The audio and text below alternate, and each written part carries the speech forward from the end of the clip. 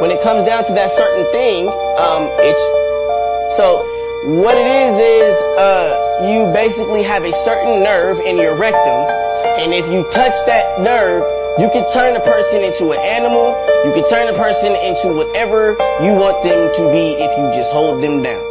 So, pretty much, when you see black eyes, like, Blueface, and, you know, shit like that, he got beat up, but he didn't get beat up where you thought he got beat up. He got beat up somewhere else, okay? And so, the eyes come out, and they call them Panda Eyes. And they do this to, so you see people with these cigars, and they're, you know, all these big celebrities, they all have the cigar in common. That's that big ass thing between their legs that they're sticking in. And it's one big society of it. Now, when it comes down to the selling of the, there's shipping and trafficking, and people, adults, the moms, the dads, right there on Target commercials, right there on Walmart commercials, and you're looking at the people that are missing, and they're smiling like they're happy, but they're going back to hell. And that's really what it is. You know, these are actually adults. Jeffrey Epstein created this saga, and this is what he is great at doing. He's great at kidnapping someone, turning them into putting them in a dead celebrity's body, and screwing the life out of them after he makes a ton of money off of their ass on his private little beach. So you have a private little beach full of celebrities and bodies getting screwed, and nobody cares because they're supposed to be dead. And this has been a major market that he tried to blame on Oprah Winfrey. So, you know, yeah, that's what I feel about that. And this Panda Eye thing is, you know, the panda, all that stuff is so real. You know, you want to go get fucked by Shaba until your eyes pop out, go ahead. I mean, that's up to you. But, you know, I just think that, you know, people just need to realize what they're looking at when they're watching the television. Everything is right in front of you. The revolution was televised, and don't nobody give a shit. There's a CIA document that came out. Everybody just started talking about it now. It's called the Adam and Eve story. It basically explains how the world is going to end. Has it been true?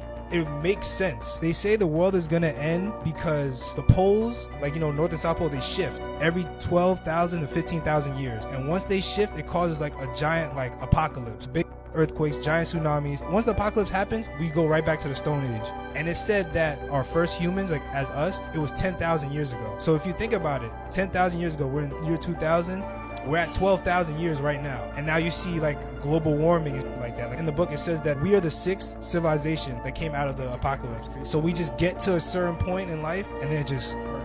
And that explains a lot, because remember how you were saying that the Sahara Desert used to be green and like the Antarctica used to have forests like that? Yeah. That's what happens. Like it switches everything, flips. Yeah. So now like some places turn cold, some places turn hot. That's why they was talking about like the flood in the Bible like that. That's probably what happened to Atlantis and shit like that. I was just about to say Atlantis. It would make sense for a city in the water if the water wasn't there before. President Trump. What are you guys going to do when our ocean level rises? Thank you for asking that question. I have the answer. No, let me finish. I have the answer. Let me finish. Thank you for the question. Yeah. Okay. For the first time on Earth, we're changing the gas. Now you're full of shit. Sit down. I'm going to answer you. I'm going to just Dad. shut up and sit down. No way. Sit down. No. I got to finish my question. I'm going to answer global warming. All right, finish the question, then answer. It's changing on Earth, and it's changing to CO2. What do you people with the money, what are you doing about this? Because I'm going to tell you right now. No, I've got children. I've got 21, 23-year-old children. And what's their future with you people with money? You talk about money all of the time. Okay. Sit down, please. Sit down, please. In the front row. Excuse me. In the front row. Please sit down. Okay, you've asked your question. Thank you very much. Okay, I'm gonna answer. Excuse me, ma'am. Please sit down. And please. Thank you. That's okay. Please sit down. Let him answer. Okay. In 2011, my wife and I were in Antarctica, renewing our vows. For most of you that don't know, Antarctica's on a mountaintop. Okay. And there is a $500 million facility, scientific facility there, and the scientists came to give us presentations about global warming. And they had cores of ice that they had drilled. They had drilled 4,000 or 5,000 cores, and they only brought 15 or 20.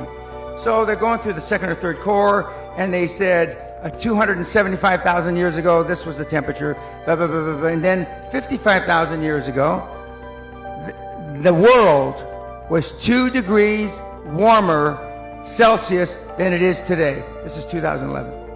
And stop. And he said, and I said, well, you mean the whole world? He says, yes. And the poles are only benchmarks. And I said, well, what about the things that the young woman alluded to? Okay. And he said, it's all cyclical. And although the gas may have exacerbated it, in the cosmos of time, it's not a fart in the wind. In the cosmos of time, of the 13.8 billion years that we've been on this miserable planet, it's not a fart in the wind. And as I told Joe Rogan on his show, and he said in his infinite wisdom, and Joe, if you hear this, I thank you for the opportunity of being on your show. He said, then in 25,000 years, it's most likely not going to be a problem. Now, my direct answer to your question, if that were really true, which you believe, and let's just for a moment say that it is true, that means that the best scenario vis-a-vis global warming is about 10 feet raising water. That's the best scenario over the next 40, 50 years. That's the best scenario. The worst scenario is about 100 feet. But let's just take the 10 feet. If the water on the planet is going to rise up 10 feet, that means the southern part of the United States is gone. England is gone. Most of Europe is gone. And I can go, most of Central America is gone. Okay. If that's the case, let's just take Florida, for example, which is one of the fastest growing beachfront condominiums on the planet.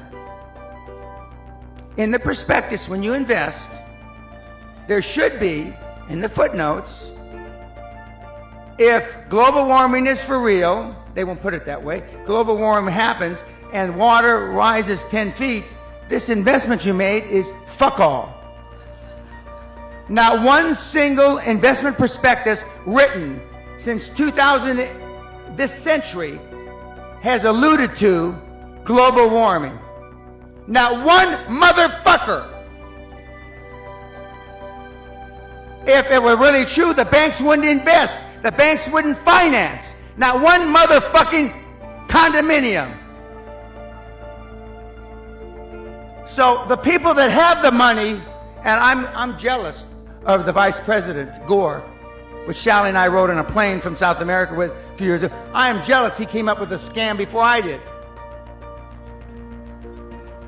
Because the financial institutions, the banks of this world know it's not going to happen. Otherwise, you couldn't get a goddamn loan in London. You know those 30, 40-year mortgages?